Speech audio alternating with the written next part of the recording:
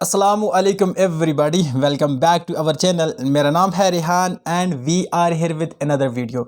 तो गाइज़, आपकी डिमांड पे हमने एक और वीडियो लाई है और हम यहाँ पे पढ़ने वाले हैं क्लास 8 का ग्रामर का पोर्शन, और जिसमें हम पर्टिकुलरली यहाँ पे डिस्कस करने वाले हैं खतूत व अराइज़। ठीक है, हम पढ़ेंगे कि भाई लेटर राइटिंग का फॉर्मेट क्या होता है, कि अगर आपको एग्जाम में लेटर राइटिंग पे या खतूत लिखने पे कुछ क्वेश्चन आ जाता है तो आप उसको किस तरह से टैकल करेंगे, आपको किस तरह से आसान से लिख के आ सकते हैं। ठीक है ना, हमारा आज का इसी पे वीडियो हमारी बनेगी। देखो क्या होता है, खतूत लिखने का सही तरीका क्या है, ये आपको बहुत ज़्यादा इंपॉर्टेंट है कि ये आना चाहिए। खतूत कुछ भी हो सकता है, उसका अगर आप फॉर्मेट अच्छी तरह से नहीं लिखेंगे तो आपको अच्छे मार्क्स नहीं आएंगे वहाँ पे। तो इसका फॉर्मेट क्या होता है, खतूत होते हैं क्या असल में बेसिकली, तो यहाँ पे सब कुछ आपको बताऊंगा, आप एंड तक हमारे साथ बने रहे। तो चलो स्टार्ट करते हैं इस वीडियो को, देख लेते हैं क्या आगे इसमें पढ़ना है। ठीक है, सबसे पहले मैं देख लेता हूँ खतूत नवीसी क्या होता है। ऑलराइट, इसमें मैं आपको बताऊंगा सबसे पहले डेफिनेशन। ठीक है ना, खतूत जमा है किसके, खत के। खत सिंगुलर होता है, खतूत होते हैं प्लूरल होते हैं, जमा होते हैं। ठीक है ना, नवीसी का मतलब होता है राइटिंग, खतूत राइटिंग का मतलब है कि लेटर राइटिंग, और तारीफ का मतलब है डेफिनेशन। इसकी डेफिनेशन देख लेते हैं। डेफिनेशन में ये कहता है कि दो अफराद या फ़र्द और इदारे के दरमियान इतलात या मालूमात के लिए लिखे जाने वाले पैगाम को खत कहते हैं। मतलब दो अफराद या एक अफराद और एक अदारे के बीच में लिखे जाने वाले मालूमात को हम क्या कहते हैं, ख़त कहते हैं। एक हमारे पास ए बंदा है और एक बंदा है, ठीक है ना, अगर ये एक दूसरे से कम्युनिकेट करते हैं थ्रू राइटिंग, तो इसको हम क्या बोलेंगे, इसको हम बोलेंगे ख़त बोलेंगे। हो गया ना, इसको हम क्या बोलेंगे, ख़त बोलेंगे। आई होप आपको ये समझ आया होगा। एक और डिफिनेशन है यहाँ पे, कहता है हम एक शख्स से कोई बात कहना चाहते हैं और वो हमारे सामने मौजूद ना हो, या हम किसी शख्स से कोई बात कहना चाहते हैं और वो हमारे सामने मौजूद ना हो, तो उसे अपनी बात या गुफ्तगू लिखकर भेज देना खतूत नवीसी कहलाता है। आगे समझ आई होप अच्छी तरह से। तो ये होती है खत की डेफिनेशन, ये होती है खतूत नवीसी होता क्या है।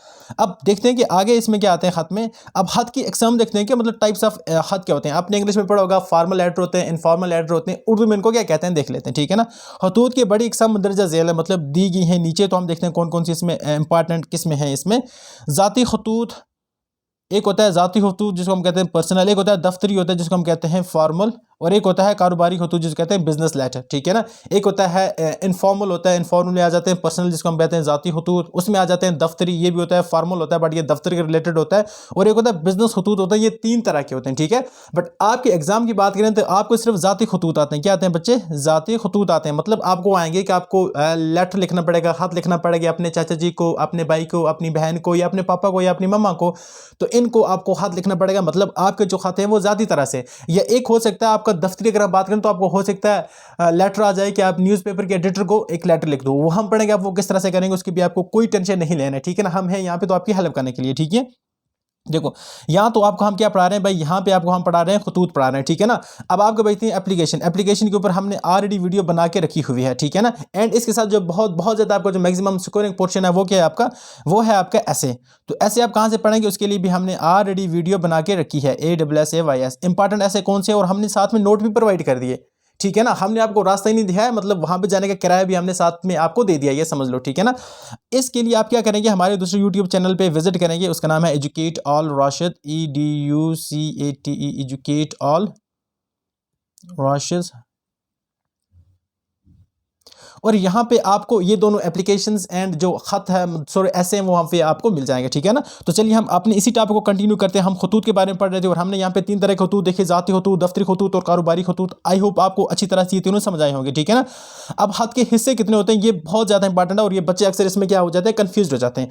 खत के बेसिकली बच्चे हमारे पास तीन हिस्से होते हैं। कितने हिस्से होते हैं, नहीं तीन चार होते हैं, तो मैक्सिमम तीन होते हैं, बट चार भी आप इंक्लूड कर सकते हैं। ठीक है ना, अगर हम देखें तो बड़े चार हिस्से कौन कौन से, देखो लिखने वाले का पता और तारीख सबसे ऊपर क्या होना चाहिए भाई, लिखने वाले का पता और तारीख। जब तक आपको फॉर्मेट नहीं आएगा तब तक आप अच्छी तरह से नहीं लिख पाएंगे। मैं आपको देखता हूँ फॉर्मेट होता कैसा, डोंट वरी, वो भी हम आपके सामने लेकर आएंगे। उसके बाद देखें तो अदाब मतलब होता है ग्रीडिंग, आप उसको किस तरह से ग्रीड करेंगे। ठीक है ना, अलकाब व अदाब। ठीक है, उसके बाद मजमून के मतलब आपकी बॉडी क्या है, मजमून का मतलब है यहाँ पे बॉडी आपकी, मतलब आप कहना क्या चाहते हैं।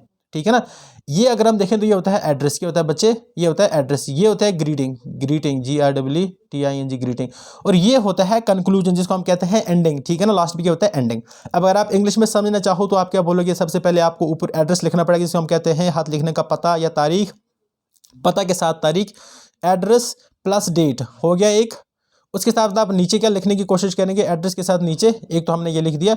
दूसरा आप लिखोगे उसके बाद ग्रीटिंग, प्यारे अब्बा जान, प्यारी अम्मी जान, प्यारे भाई जान, प्यारी बहन जान, प्यारी बहन ये जो होगा, ठीक है। उसके बाद मजमून भाई आपकी बॉडी जो होगी नीचे, बॉडी मतलब आप कहना क्या चाहते हैं भाई, आपका मेन मुद्दा क्या, आप यहाँ पे अपनी पूरी बात रखेंगे, बॉडी में पूरी बात रखेंगे।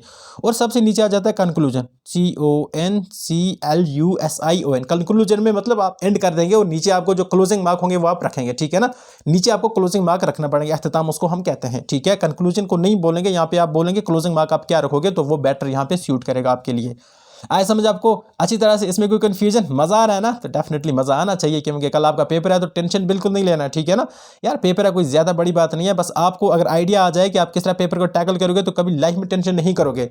अब यहाँ पे हम पढ़ेंगे हाथ लिखने का तरीका क्या होता है। ये हमारे पास आ गया एक अच्छा सा फॉर्मेट, इसको बहुत अच्छी तरह से देखेंगे, ठीक है ना। और आप इसको स्क्रीनशॉट लेना चाहते हो तो ले सकते हैं। एक काम करते हैं, पहले स्क्रीनशॉट ले लें भाई लोग, ले लो इसका स्क्रीनशॉट। 3 2 1 गो। ऑल राइट, ये हुई ना बात। चलो देख लेते हैं आप किस तरह आप लिखोगे। सबसे जब आप हाथ स्टार्ट करोगे तो सबसे ऊपर क्या लिखोगे आप, पता लिखोगे। क्या लिखोगे, एड्रेस लिखोगे। पता हम कहते हैं एड्रेस, ठीक ना। शहर का नाम या इम्तिहान मरकजी, इम्तिहान मरकजी, या दो आप इम्तिहान मरकज भी लिख सकते हैं, शहर का नाम लिख सकते हैं। अगर आप एग्जाम में बैठे हैं तो आप इम्तिहान लिखें, इम्तिहान हाल लिखें। अगर आप बाहर बैठे हैं या किसी को हाथ लिख रहे हैं तो आप क्या लिखेंगे, जगह का नाम लिखेंगे, ठीक है ना।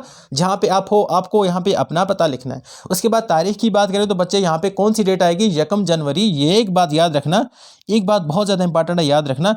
अगर आपको 1 जनवरी, अगर यहाँ पे आप एक भी लिखोगे तो ठीक है, लेकिन आपको मंथ को किस में लिखना, हमेशा उर्दू में लिखना। ये बहुत ही इंपॉर्टेंट चीज़ है। आपने यहाँ पे यकम लिखा, अगर मैं यहाँ पे लिखता 20 जनवरी को JAN नहीं लिखना है। एक और यहाँ पे मैं चीज़ 1 मिनट लगा के आपको क्लियर कर देता हूँ। बिल्कुल बिल्कुल बिल्कुल, इसके लिए हमारे पास टाइम है और ये बहुत ज़्यादा दिक्कत वाली मसला हो सकता है।